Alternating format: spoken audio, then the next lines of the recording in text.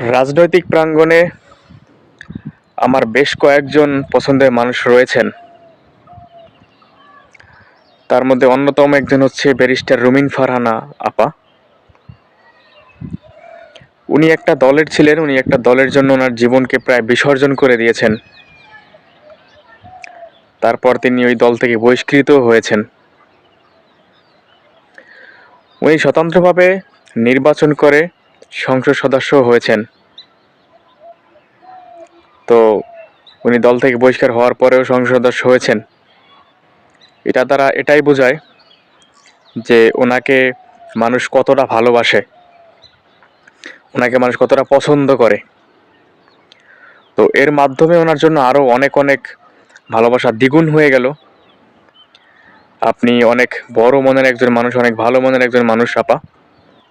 অনেক দূর এগিয়ে যান, আপনার জন্য অনেক অনেক ভালোবাসা রইল।